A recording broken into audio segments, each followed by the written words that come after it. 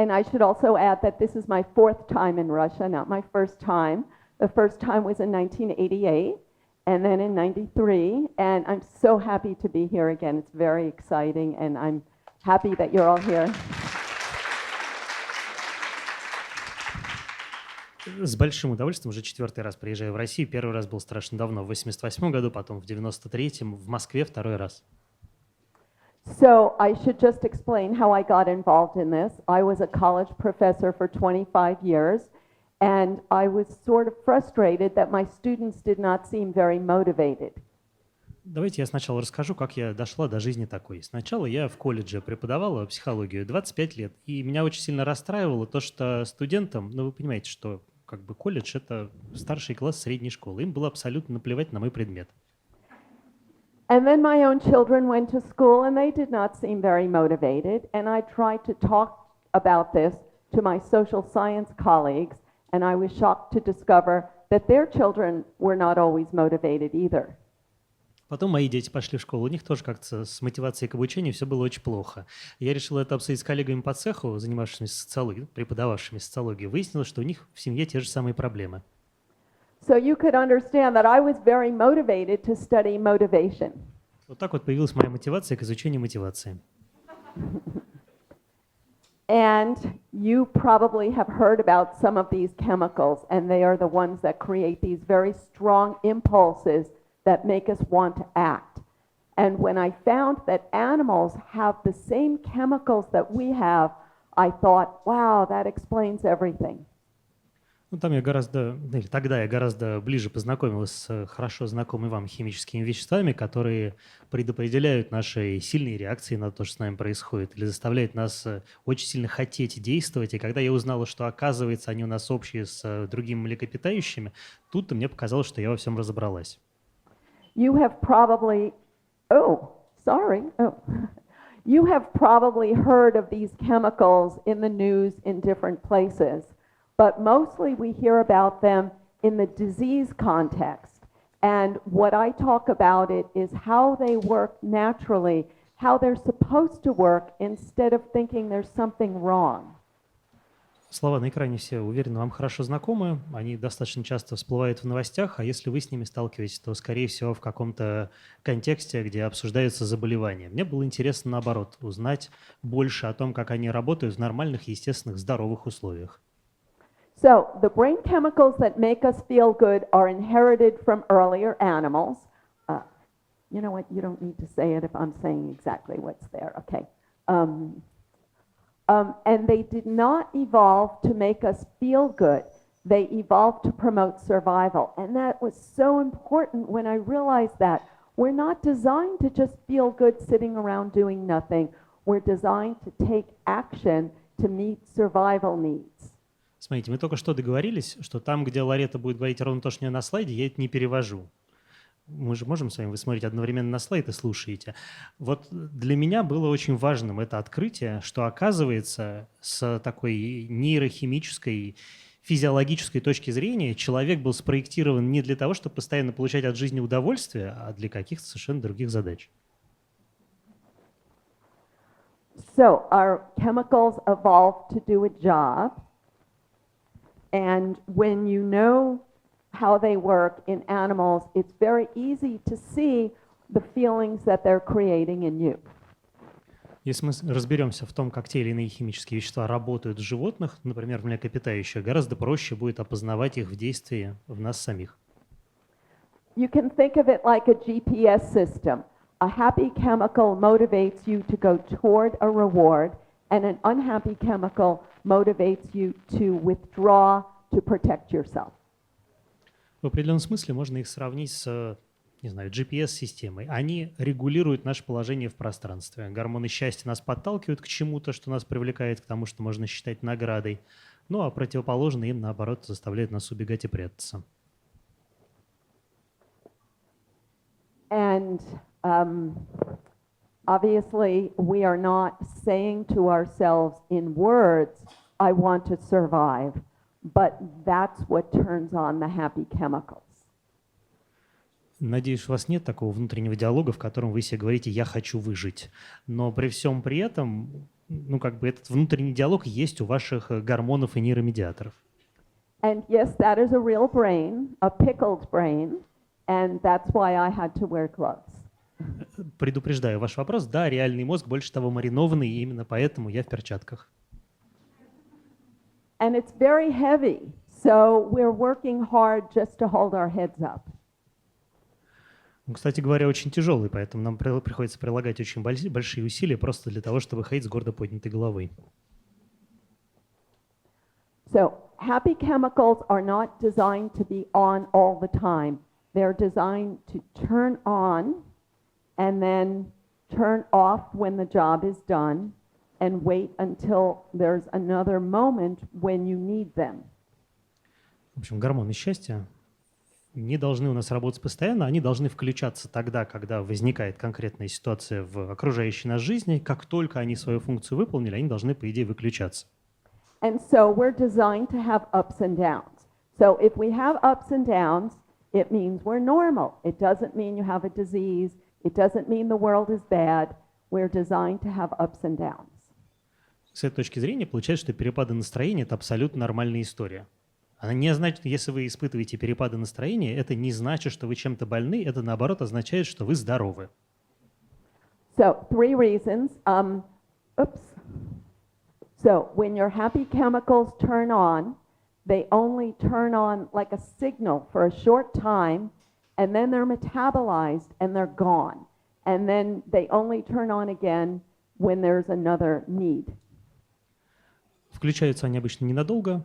Результаты этого включения очень быстро, с естественными метаболическими процессами рассасываются.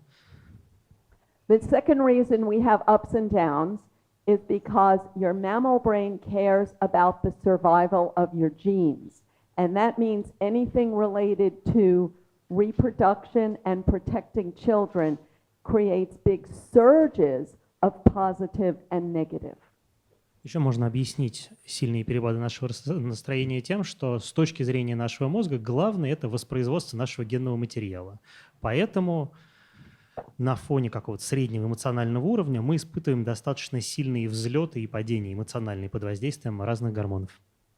Even though you are not consciously wanting to reproduce, your brain was inherited from individuals who reproduced, and therefore natural selection built a brain that motivates you and rewards you for behaviors related to reproduction. Мы здесь говорим много о воспроизводстве, не пытаясь, конечно, инсинуировать, что вы только о нем все время и думаете. Но наш мозг – результат эволюционных процессов, в которых участвовали те, кто успешно участвовал в воспроизводстве. Поэтому, эта программа там крутится. And when I say behaviors related to reproduction, it's a lot more complicated because little things like how does my hair look today, or if my child is not invited to a party, those are all very involved. Кстати говоря, я, когда говорю о репродуктивном поведении, имею в виду не только то, о чем вы подумали, но также и когда вы смотрите в зеркало, проверяете прическу, и когда вы переживаете, почему вашего ребенка не пригласили на детский день рождения, это все образцы поведения, связанные с теми же самыми гормонами и той же самой репродуктивной тягой. Oh, I forgot to go forward, so this was the reproduction. Okay.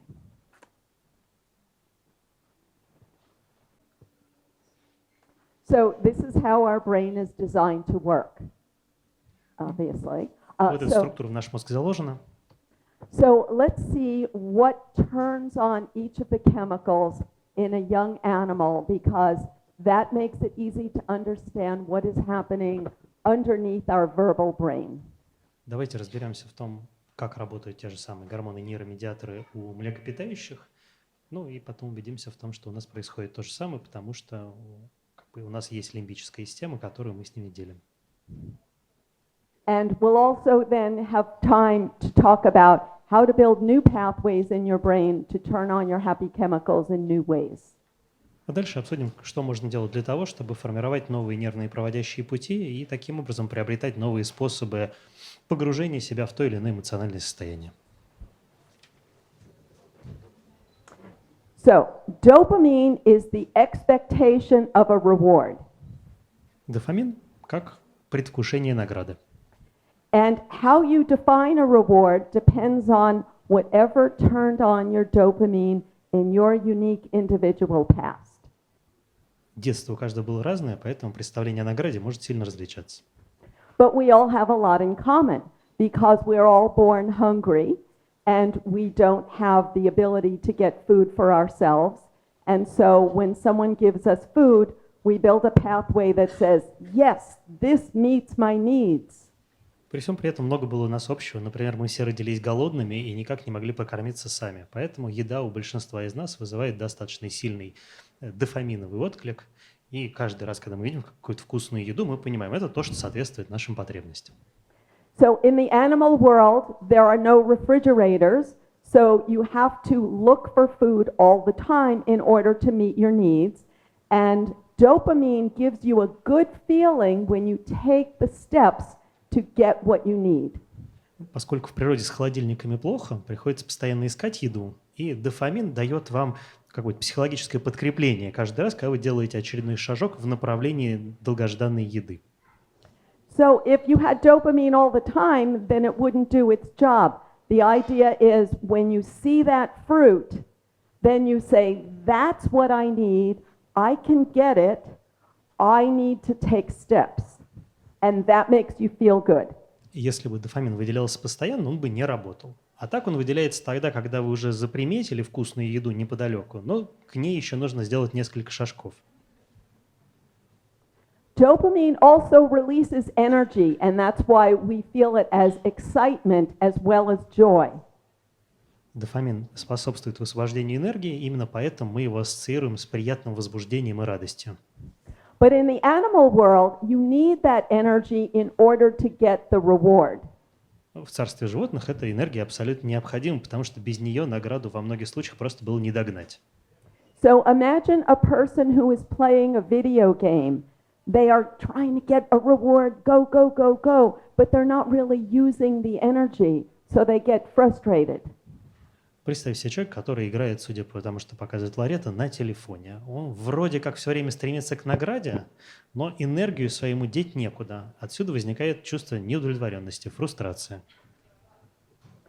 So dopamine motivates you with a good feeling when you expect a reward, and it has to be something that meets an unmet need.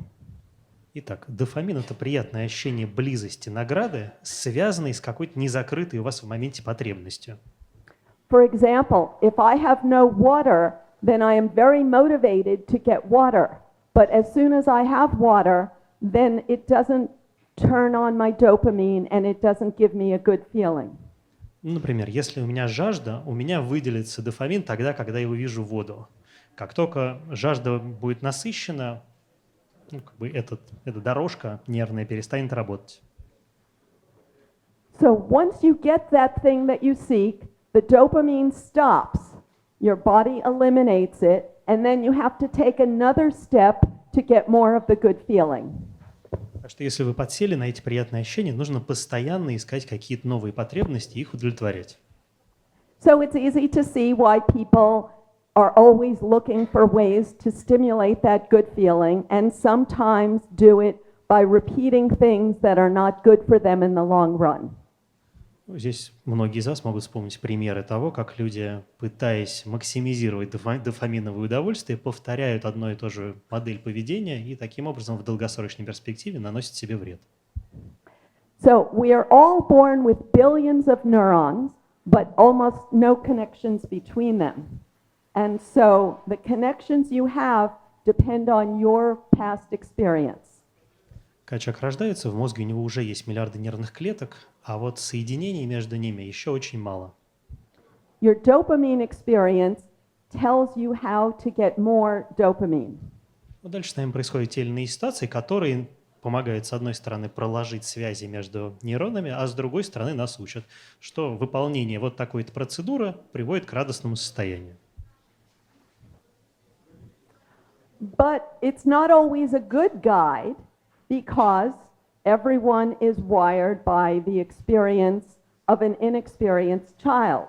So every one of us needs to update our circuits instead of just repeating those old dopamine quests. Здесь не все хорошо, потому что у большинства из нас привычные способы получения дофаминового впрыска, они связаны с повторением каких-то чисто детских паттернов. И, возможно, уже пришло время их пересмотреть. So, oxytocin. Some people have not heard of it, and other people are in the oxytocin fan club because it's called the love hormone. Что касается окситоцина, то, может быть, среди вас есть люди, которые про него не слышали, хотя большинство, надеюсь, уже давно входит в окситоциновый фан-клуб. And if you studied biology, you know that oxytocin is involved in maternal lactation and labor.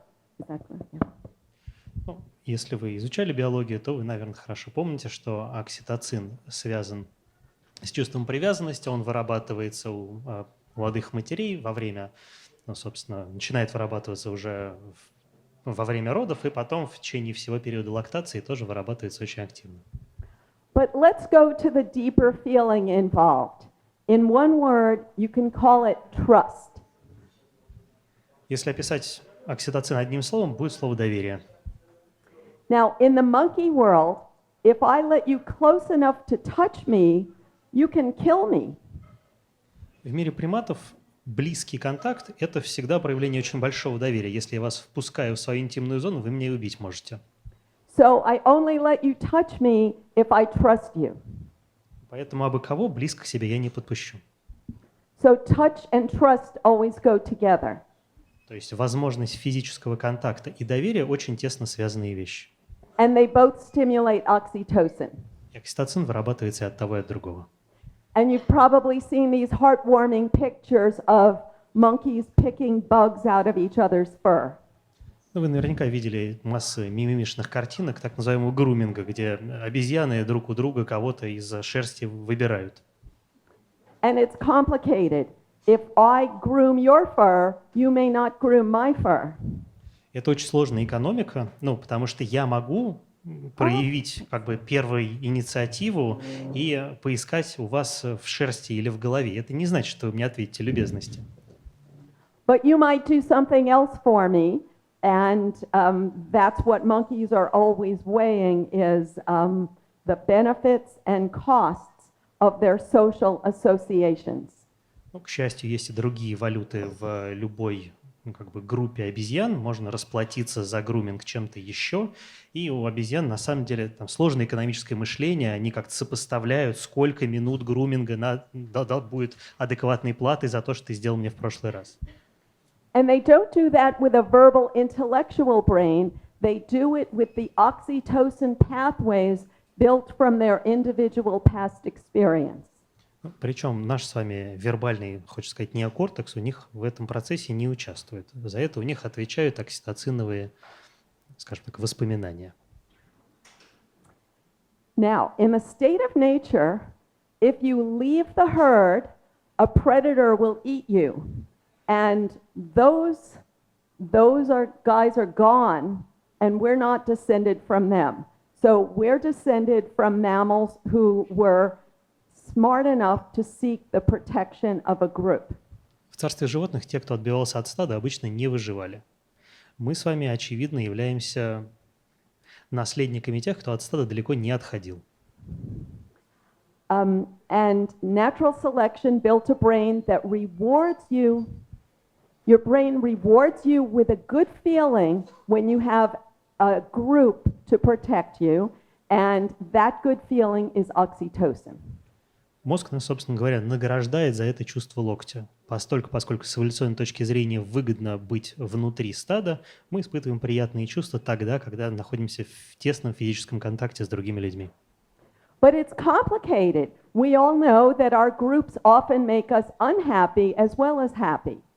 Хотя, конечно, не всем со стадами везет. Часто бывает так, что в окружении других людей мы испытываем массу негативных чувств и мало позитивных. And it's very easy to see here that these guys are in the group because they want the other guy to get eaten by the wolf. They're not there to protect the wolf. to protect the others. Присмотревшись к этой картинке и будучи достаточно подозрительными людьми, мы с вами можем увидеть какое-то количество овец, видимо, которые туда сбились, потому что они понимают, что тот, кто с краю, будет съеден. И они хотят, чтобы это были не они, а их соседи. But when you're with a herd, you can lower your guard and relax a little bit because you're sharing the burden of danger. Это не значит, что в стаде можно полностью расслабиться, но ощущение относительной безопасности возникает. Вы понимаете, что вы теперь риск быть съеденными делите с кучей замечательных товарищей. And that's why we feel good when we're with a group and we feel threatened when we leave the group. Именно поэтому нам так страшно отбиваться от группы, и возникает ощущение определенного душевного комфорта, когда мы чувствуем свою общность с группой.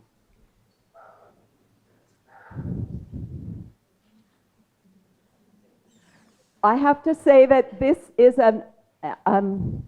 not a very realistic picture. It was artificially posed by people who work in a zoo. Честно должна сказать, постановочная фотография. I don't know if I'm blocking you. So we may have idealized ideas that animals are loving each other all the time, but in fact they have a lot of conflict. У нас есть какое-то количество популярных мифов о том, какие нежные, любящие отношения бывают у животных друг с другом чуть ли не постоянно. Это, конечно, не так, у них тоже куча конфликтов. Okay.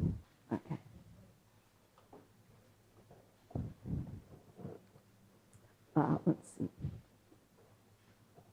So we always have that difficult decision, do I want to go away on my own and be independent and have nice green grass, or do I want to be in the protection of a group and have to share the grass under their feet? Вечная дилемма. Либо идти одному, туда, где ты знаешь, трава зеленее, либо оставаться в более безопасной компании сородичей, но уже жевать с ними общую пожухлую траву. And maybe you feel like the horns of everyone around you are hurting you when you try to eat, but then when you go off to greener pasture, your oxytocin falls. Стоит вам отбиться от стада, как уровень окситоцина падает. And even when you have oxytocin, your body processes it in a few minutes, so you have to keep stimulating it. Окситоцин тоже недолговечный, он вымывается буквально за 2 минуты, поэтому требуется постоянная стимуляция. And this is why all the groups that you're in are always doing things to keep stimulating that group feeling. Именно поэтому в группах есть большое количество каких-то групповых ритуалов. Основная, хочется сказать, эволюционная задача которых состоит в производстве дополнительного окситоцина. And what works the best is a common enemy. Mammals stay together when they have a common enemy. So every group you're in spends most of its time talking about the enemy of that group. Лучше всего работает образ общего врага. Поэтому во многих группах значительная часть времени посвящается ровно обсуждению того самого демона вовне.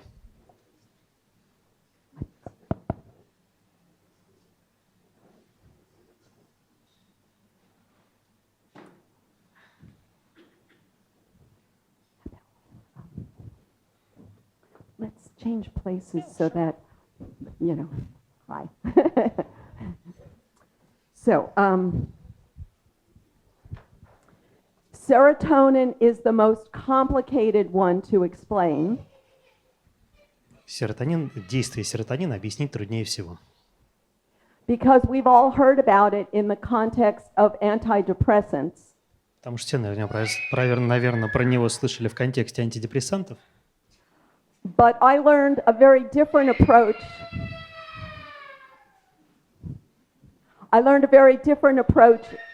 In animal research. Но, познакомившись с исследованиями в мире животных, я познакомилась заодно и совершенно другим подходом к объяснению серотонина. Humans have lived with animals for thousands and millions of years, and we've always observed that animals are very competitive. Уже не первые тысячелетия люди, живущие бок о бок с животными, наблюдают очень конкурентное поведение животных. Животные постоянно стремятся к доминированию.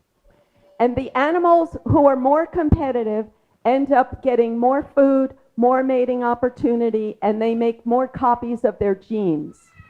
Более амбициозные и более удачливые в этом стремлении к социальному доминированию обычно занимают, очевидно, доминирующее положение. У них больший, хочется сказать, репродуктивный выбор, и в большинстве случаев они оставляют в больших копиях свой генный материал. And natural selection built a brain that rewards you with a good feeling when you prevail. And serotonin is that good feeling. И ощущение того, что долгожданная победа близка, возникает как раз под воздействием серотонина, который, можно сказать, был задуман эволюцией, хотя это, конечно, неправильная формулировка, для того, чтобы повысить наши шансы на превосходство и, опять же, воспроизводство. But we all know that in everyday life, it's considered not nice. При этом в повседневной жизни, особенно в обществе, подобное стремление к доминированию считается делом неприличным. So we start learning from a young age to control our urge to dominate. И этому нас учат с молодых лет. And so in daily life, we have that conflict between looking for opportunities to dominate and controlling the urge so that we can still have a belonging with a group. Это приводит к своеобразному внутреннему конфликту, потому что, с одной стороны, мы стремимся доминировать, стремимся отстаивать свои права, стремимся к ассертивности, а с другой стороны, есть социальное давление, которое говорит «ну-ну-ну». Serotonin is not aggression.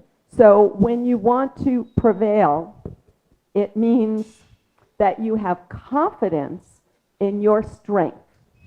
Приравнивать серотонин к агрессии нельзя. Серотонин скорее является маркером вашей уверенности в себе и в собственной силе.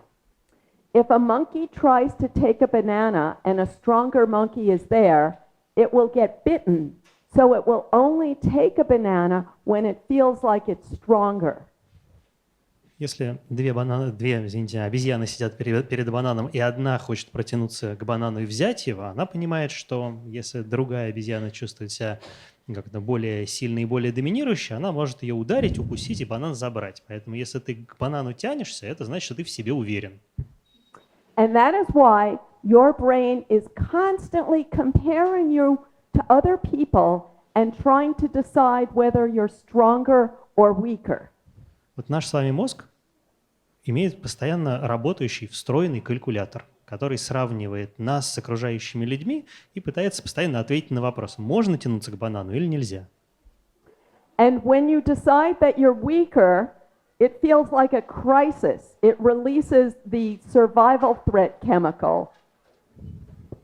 Если результаты этих расчетов показывают, что вы, скорее всего, банан не получите, у вас не серотонин выделяется, а наоборот, химическое вещество, которое у нас отвечает за выживание. And when you decide that you're stronger, it releases serotonin and you feel good for a few minutes, even if it's something stupid, some little thing. Если вам кажется, что банан будет вашим, у вас, наоборот, продуцирует серотонин. Он поднимает ваше настроение, пусть и ненадолго. Здесь совершенно не важно, что в данной ситуации играет роль банана. Это может быть совершеннейшая мелочь. So this is what we want, is that feeling that I can meet my needs because I'm strong enough to do what it takes. То есть серотонин – это маркер нашей уверенности в том, что мы можем спокойно отстаивать свои потребности, нам за это ничего не будет.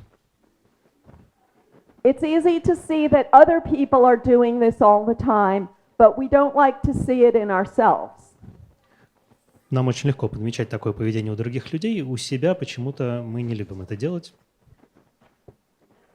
When we do it ourselves, we find a nice explanation. А когда мы с собой такое замечаем, у нас всегда есть хорошее объяснение собственному поведению. And yet, when you get the serotonin, it's gone in a few minutes. And that's why we all drive ourselves crazy looking for ways to stimulate it again and again and again. Серотонин очень быстро абсорбируется, поэтому мы иногда доходим до полного безумства, пытаясь найти новый способ его произвести.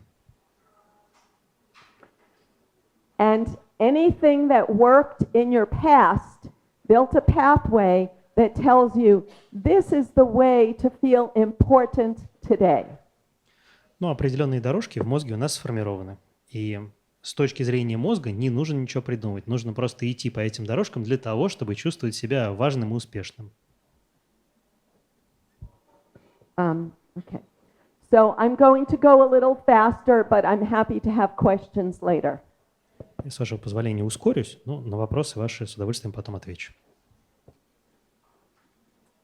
So endorphin is a good feeling that masks pain. Эйфория, скрывающая боль, это эндорфин.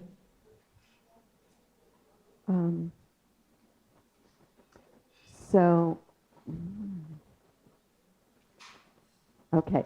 The word endorphin means endogenous morphine. That means morphine inside your own body. So you only make it when you're in pain. Эндорфин расшифровывается как эндогенный, в смысле внутреннего производства морфина, и вырабатывается только тогда, когда мы испытываем реальную боль. So we are not meant to cause ourselves pain in order to feel it. Сразу понятно, что это задумано не для того, чтобы мы вызывали у себя боль, и нам от этого становилось хорошо. So you can see that this zebra is in pain, but endorphin will mask the pain for 15 minutes so it can act to save its life. Видно, что зебре сейчас не супер, но эндорфин ее поддержит в течение следующих 15 минут. И, может быть, их ей хватит для того, чтобы убежать.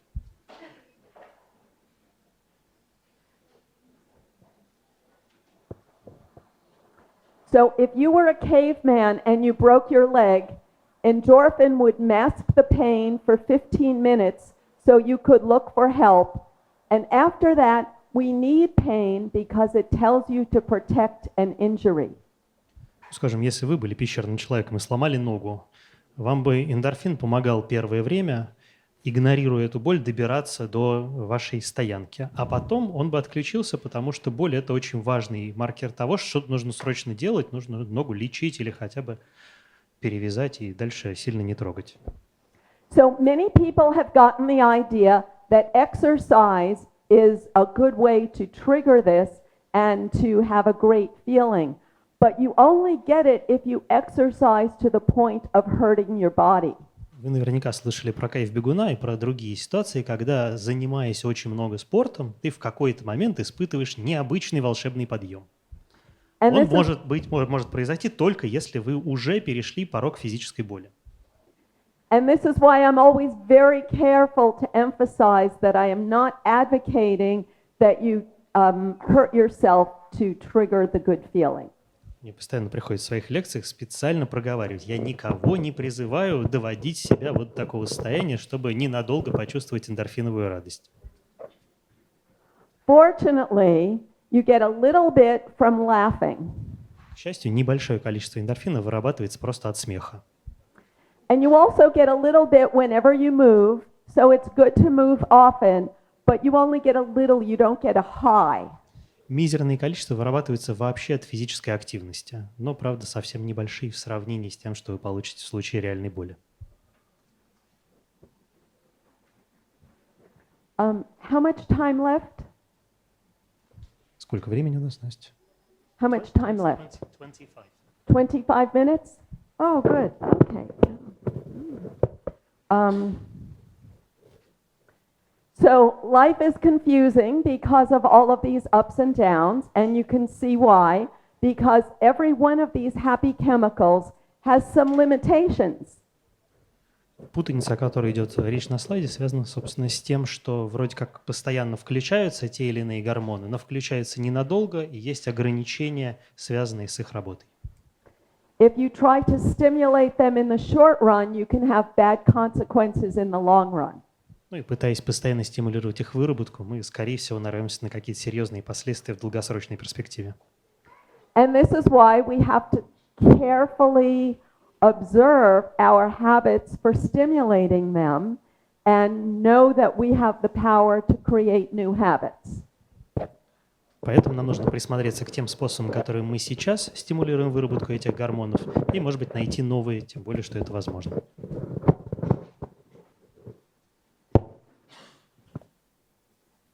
Much of the time we repeat old habits that stimulated our happy chemicals in the past. Большинство из нас просто воспроизводят те рецепты выработки гормонов счастья, которые работали в прошлом, возможно, в детстве. And we don't do it on purpose. Не то, чтобы мы это осознанно делаем. We do it because the electricity in your brain flows like water in a storm. Электрические сигналы распространяются приблизительно так же, как вода, It uses the pathways you have. по существующим каналам. It's like when you go to a city, you use the roads that exist. You don't just drive straight to where you're going because it's too hard to create a new path. Как вы, приехав в новый город, обычно пользуетесь теми дорогами, которые есть, и не прокладываете новых, потому что это слишком затратно. The big roads in your brain were built before age 8 and during puberty because that's when you have a lot of something called myelin. Основные дороги в нашем с вами мозге были проложены в два периода нашей жизни. До 8 лет и в подростковом периоде, в пубертатном, потому что именно тогда больше всего миелина. Myelin insulates your neurons and makes them extremely efficient. So anything you do with your myelinated neurons feels easy. Миелиновая оболочка, с одной стороны, защищает нейроны, с другой стороны, существенно повышает их эффективность. Поэтому нам кажется, что все получается легко и быстро. It's like the difference between speaking your native language and trying to learn a new language. Здесь самым простым примером будет разница между изучением или освоением родного первого языка и изучением нового. When you speak your native language, you use pathways that are so well developed that you don't even notice that you're using them. По-другому скажу, не с изучением, а с использованием. Когда вы говорите на родном языке, вы даже не обращаете внимания на то, как, собственно, работает ваш мозг. But when you try to learn a new language, you have to work hard for every word because the pathway is not well developed. Когда же вы пытаетесь говорить на еще не очень хорошо изученном языке, каждое слово дается тяжело и мучительно, потому что дорожки в мозгу еще не проложены.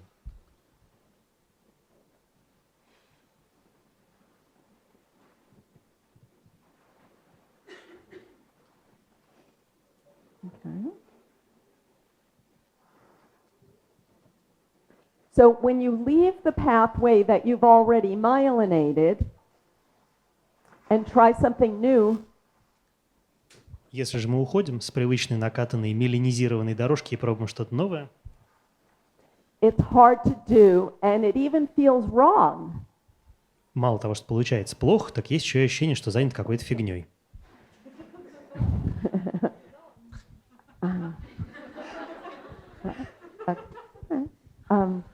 You made a joke. So we like to use our myelinated pathways because when you try to use a new pathway, it takes so much effort that you have to stop everything else you're doing. Нам нравится пользоваться уже проложенными дорожками, потому что если дорожки нету, ее приходится старить самому.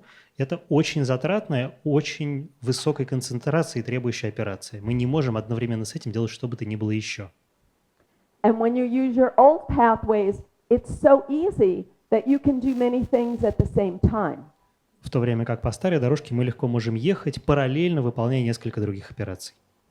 So we do the same thing with our feelings. We turn them on easily with old pathways, and when we try to change our feelings, it's so hard that electricity does not flow. Это, между прочим, касается и чувств тоже. У нас есть какие-то чувства, которые шаблонно, автоматически в одинаковых ситуациях одинаковым образом возникают. И если мы хотим как-то себя поменять и начать в этих же ситуациях испытывать что-то другое, это требует большой внутренней работы.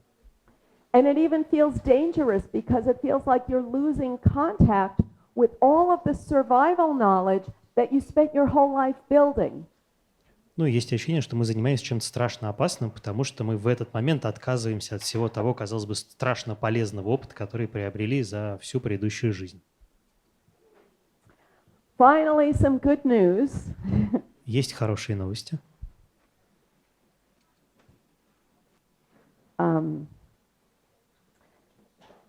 So the way you can build a new pathway is it takes a lot of repetition to make a new connection. Для того, чтобы проложить новые нервные пути, требуется очень много повторов. And who wants to repeat something if it doesn't feel good? Nobody wants to do that. Никому не нравится повторять из раза в раз что-то, что вам кажется неестественным и неправильным. So that's the challenge, is to design a new behavior that that will activate your happy chemicals if you repeat it and build a new pathway. Поэтому порой бывает так трудно придумать новую модель поведения, которая будет таки стимулировать у вас выработку гормонов счастья и за счет этого поможет быстрее проложить проводящий новый нервный путь. And this sounds very theoretical, so let's look at some examples. Чтобы это не звучало слишком теоретически, давайте рассмотрим несколько примеров.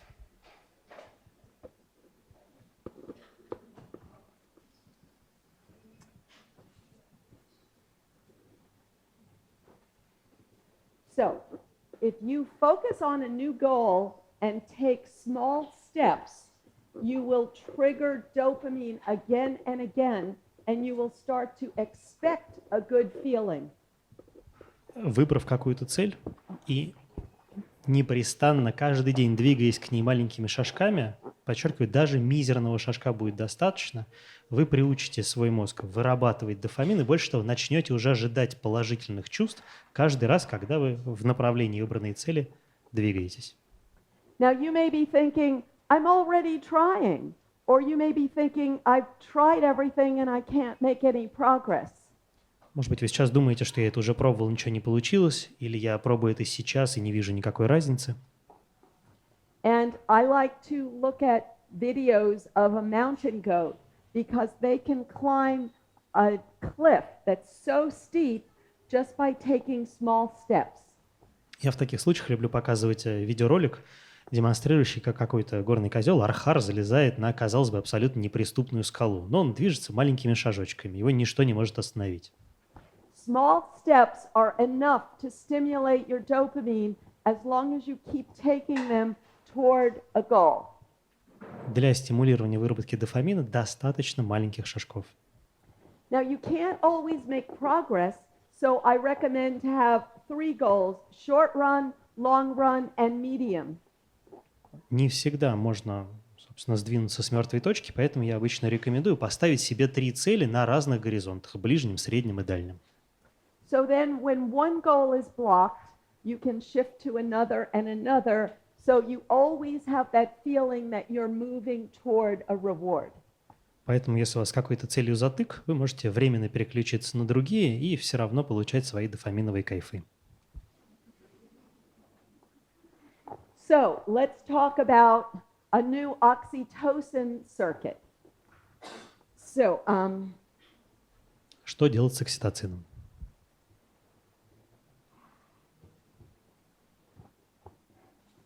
you may feel like you're already trying very hard to build trust with the people around you, and yet it doesn't always work.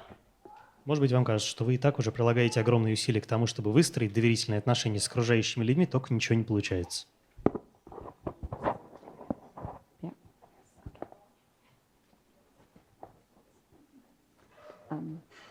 So it's good to know that small steps are enough to stimulate oxytocin. Для выработки окситоцина тоже много не надо. So I often read a suggestion that you should smile at strangers. Я часто сталкиваюсь с утверждением, что очень полезно для выработки окситоцина улыбаться незнакомым людям And hug people. и обнимать.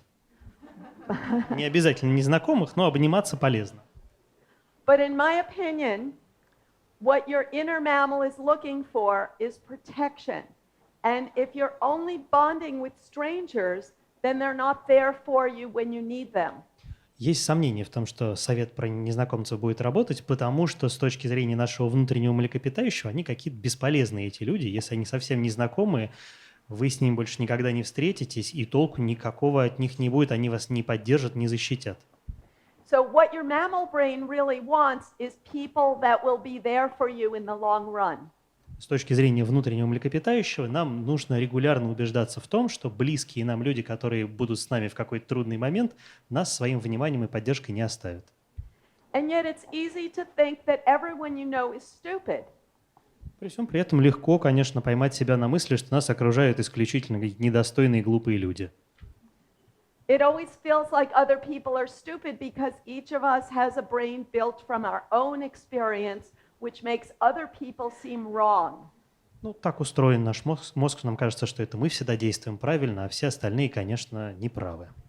So building trust is a real challenge. Поэтому выстраивание доверительных отношений, правда, дело непростое.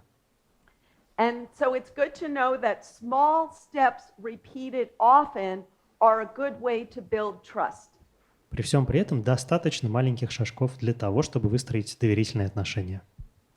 And a famous example is when people have a divorce, but they still have to manage their children together. Ну, здесь классическая ситуация, которую часто приводят в пример, это семья в разводе, есть дети, дальше как-то нужно выстраивать хотя бы рабочие контакты.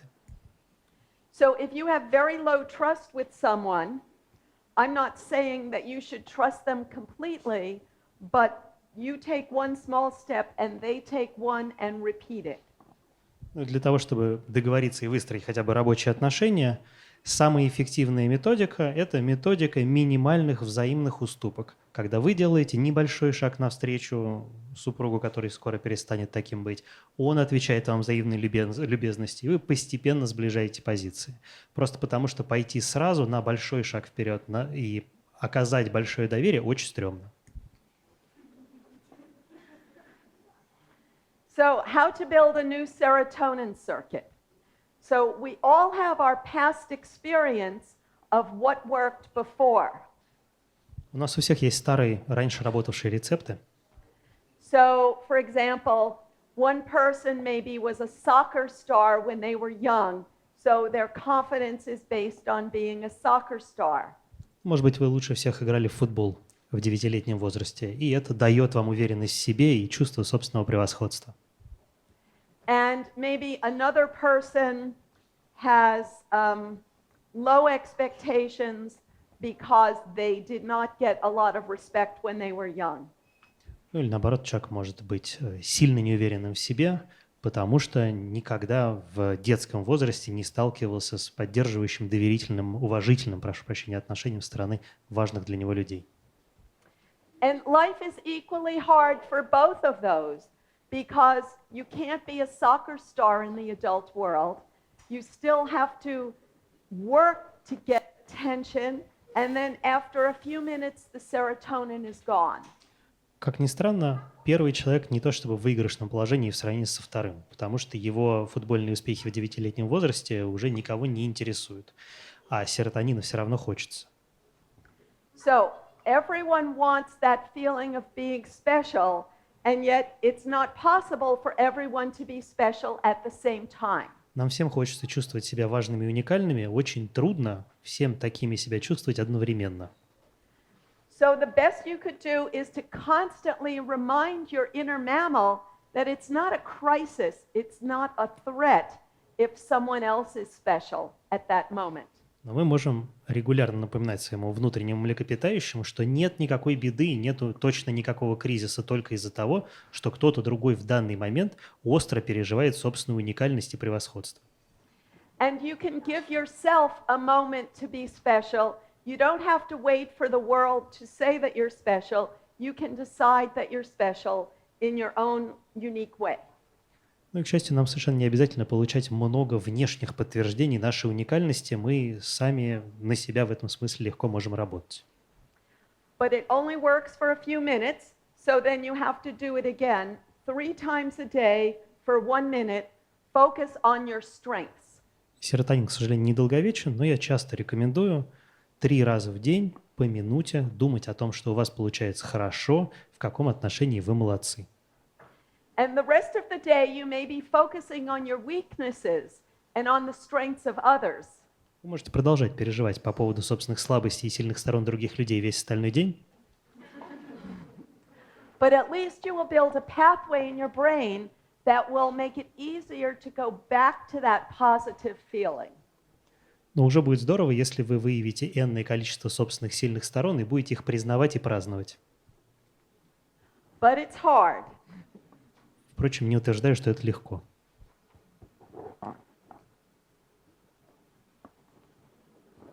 So if you imagine that your brain is a jungle of neurons, Если представить наш мозг как джунгли, состоящие из нейронов, and if you are trying to carve a new path in the jungle, it's a lot of work.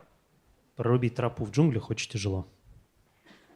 And even if you succeed in carving a path, the next day it all grows back.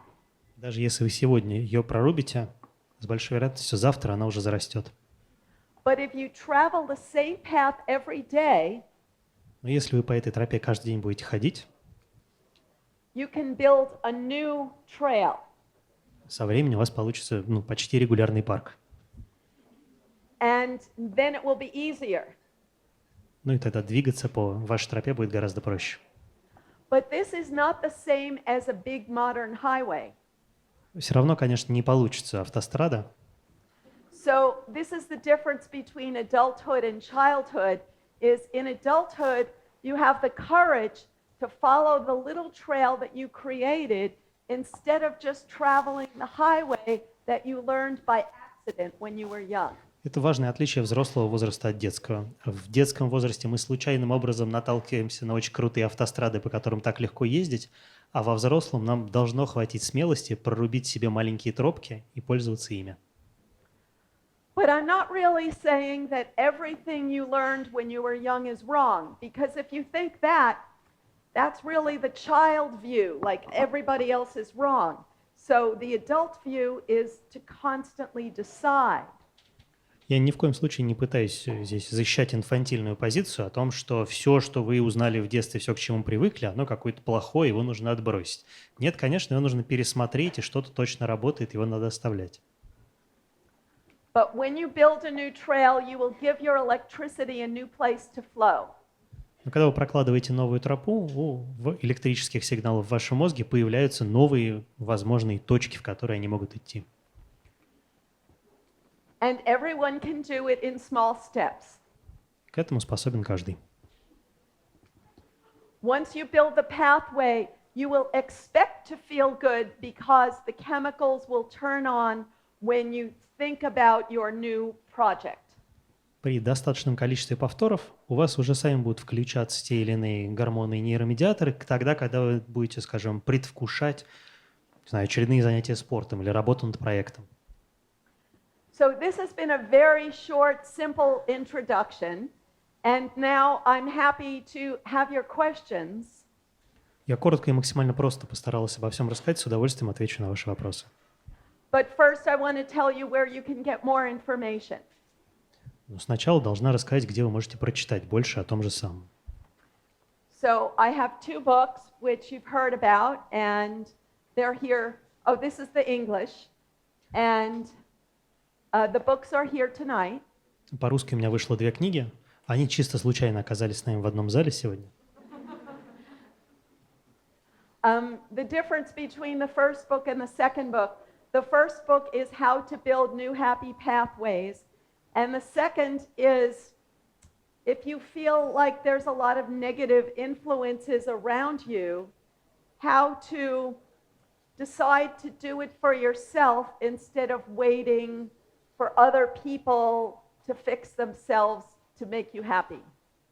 Хотя общая тема у книг, тема у обеих книг общая, но первая посвящена тому, как прокладывать новые проводящие пути и чаще испытывать радостное, хорошее, приподнятое, может, даже счастливое состояние, в то время как вторая заточена скорее под нужды людей, которые понимают, что их окружает постоянно какой-то бараш негативных эмоций, и хочется, наконец, начать как-то жить для себя и от чужого негативного влияния защититься. Oh, and yeah, that's the English. So I also have a website with a lot of free information. На моем сайте масса бесплатной информации. If you can see on the bottom, innermammalinstitute.org. Здесь, наверное, виден адрес. Если не виден, innermammalinstitute.org. Вот, собственно, здесь видно хорошо. Институт внутреннего млекопитающего. And these are the free resources that you can get. Там масса совершенно бесплатных ресурсов.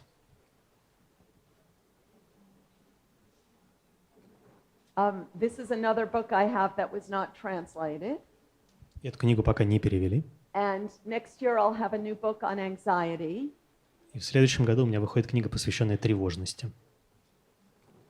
Oh. And one more thing. So, our biggest problem is comparing ourselves to others. Мне кажется, наша основная проблема связана с тем, что мы все время себя сравниваем с другими людьми. So, here's a simple reminder.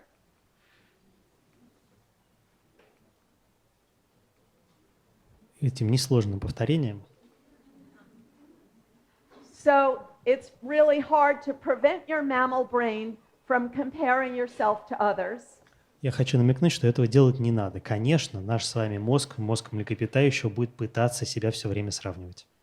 But when you know this is just an old animal habit, it's easier to remind yourself that it's not a real crisis, it's not a real tragedy, it's just an increase in happy chemicals that ended, and you can either interpret that as being in neutral, or you can make it a crisis. It's your choice. Поэтому полезно себе напоминать, что тогда, когда вы испытываете спад настроения, это еще не кризисная ситуация, это просто так работает наш с вами мозг. Он у нас один общий с животными. С точки зрения животного ситуация страшная, неразруливаемая, но вы, как человек, понимаете, что просто перестал работать какой-то радостный гормон. В целом в вашей жизни все хорошо. Если вы хотите, вы можете в этой ситуации принять другое решение и очень сильно убиваться по поводу того, что он перестал работать. Okay, so I'm happy to have your questions. Пожалуйста, ваш вопрос. Спасибо, Лоретта.